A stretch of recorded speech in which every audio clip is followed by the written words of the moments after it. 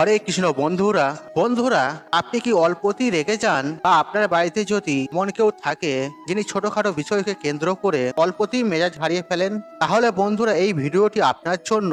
আপনি মনোযোগ সহকারে শেষ পর্যন্ত দেখুন। আমি কথা দিলাম এর কোনো একটি প্রতিকার আর যদি আপনি করতে পারেন, তাহলে আপনি বা যে কেউ আপনার পরিবারের আর তার রাগকে নিশ্চিত রূপে নিয়ন্ত্রণ করতে পারবেন। বন্ধুরা, জ্যোতিষ শাস্ত্র অনুসারে রাগের প্রধান কারণ হতে পারে মঙ্গল, সূর্য, শনি, রাহু এবং চন্দ্রের অবস্থান। আর সূর্য, চন্দ্র, মঙ্গল যদি কোনো ব্যক্তির জন্মকুণ্ডলিতে একে অপরের সাথে কোনো সম্পর্ক তৈরি করে, তাহলে সেই ব্যক্তি প্রত্যাশার থেকে বেশি রেগে যান। আর রাগ হলো অগ্নি উপাদানের নির্দেশক। যখন অগ্নি উপাদান ও অন্যান্য রাশি বা গ্রহের সাথে মিলিত হয়, তখন ব্যক্তি প্রতিটি বিষয়ে রাগ করে থাকেন। এছাড়া যাদের জন্মকুণ্ডলিতে মঙ্গল অশুভ অবস্থানে থাকে, তাদেরও অত্যাধিক রাগ আছে। আর রাগ নিয়ন্ত্রণ করার প্রথম উপায় হলো প্রত্যেক দিন সকালে ঘুম থেকে ওঠার পর সবার প্রথমে নিজের ইষ্ট দেবতাকে প্রণাম করুন। অর্থাৎ যে ঈশ্বরের আপনি বিশ্বাসী, রাগে সবার প্রথমে তাকে প্রণাম করুন এবং তারপর ধরতী মাতাকে প্রণাম করুন, অর্থাৎ পৃথিবী মাতাকে প্রণাম করুন। বন্ধুরা, সকালে ঘুম থেকে ওঠার পর আর এই প্রণাম করার মাধ্যমে আমরা কৃতজ্ঞতা প্রকাশ করি, যা আমাদের রাগ কমাতে সহায়তা করে। আর ঘুম থেকে ওঠার পর এই কৃতজ্ঞতা প্রকাশের সাথে সাথে আর কমপক্ষে 15 মিনিট কারো সাথে কথা বলবেন না। আর শাস্ত্র অনুসারে এই বিষয়টি যদি আপনি নিয়মিত করেন, তাহলে রাগ কমে এবং মনে এক অপার শান্তি আসে। এছাড়াও কোনো ব্যক্তি যদি প্রত্যেক দিন যদি হনুমান চালিসা পাঠ করেন, তাহলে তার মঙ্গল শান্ত হয় এবং রাগ কমে। দ্বিতীয়ত বন্ধুরা, আর জ্যোতিষ শাস্ত্র অনুসারে আর রাগের সঙ্গে চন্দ্রের সম্পর্ক রয়েছে। যদি জন্মকুণ্ডলিতে চন্দ্র দুর্বল হলে বা চন্দ্রের দোষ থাকলে মানুষ খিটখিটে প্রকৃতির হয়ে যায়। আর এই ধরনের ব্যক্তি সমস্ত বিষয়তেই রাগ করেন।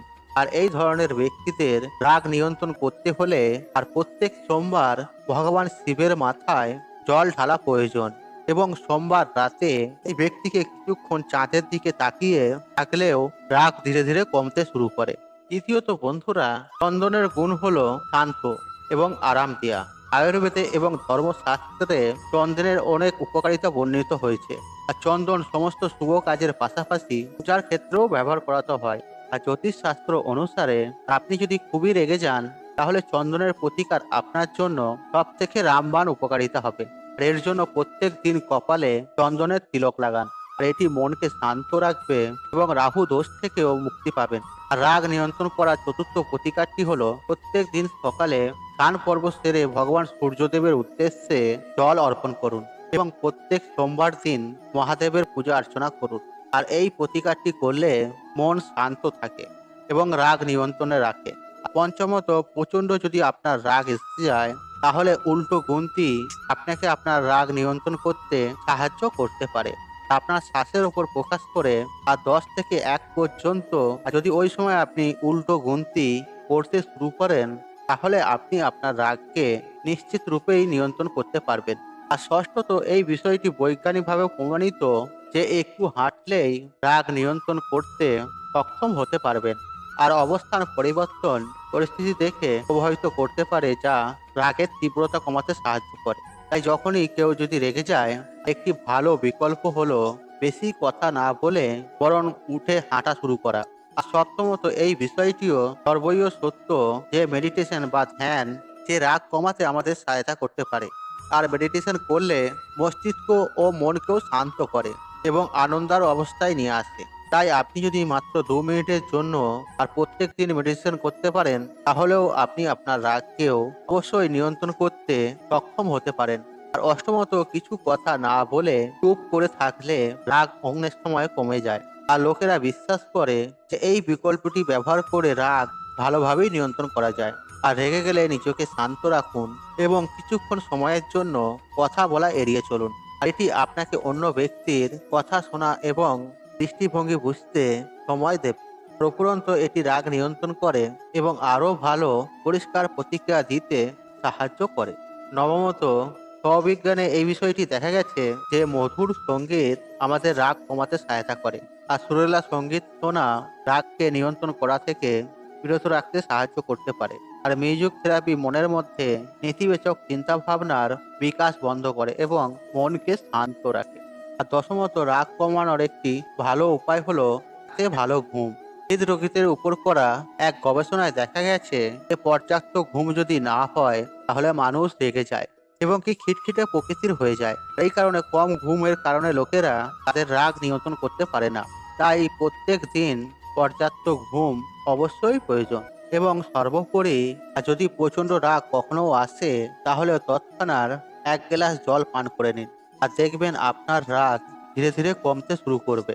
আর এই বিষয়টি দেখা গেছে যে প্রত্যেক দিন যদি জলের সঙ্গে সামান্য মির্চি এবং মৌরি মিশিয়ে নিয়মিত পান করেন তাহলে সেই ব্যক্তি তার রাগকে নিয়ন্ত্রণ রাখতে সক্ষম হন। তাই কেউ যদি কারণে অকারণে বারবার রেগে যান বা খিটখিটে প্রকৃতির হয়ে যান তাহলে তাকে অবশ্যই সামান্য পরিমাণ হলেও মিশ্রি এবং মৌরি মিশ্রিত জল পান করান, আর দেখবেন ধীরে ধীরে তার রাগ কমতে শুরু করবেন। বন্ধুরা, এর পাশাপাশি যে বিষয়গুলির কথা বলা হলো আর সেগুলিও করার চেষ্টা করুন এবং সর্বোপরি কারো কাছ থেকে অতিরিক্ত প্রত্যাশা কখনোই রাখবেন না। দেখবেন আপনি আপনার রাগকে সম্পূর্ণ আপনার নিয়ন্ত্রণে রাখতে পারছেন। তাই বন্ধুরা, আপনারা প্রত্যেকেই জানি যে একটা মনুষ্য জীবনের সব থেকে বড় শত্রু হয় তার রাগ।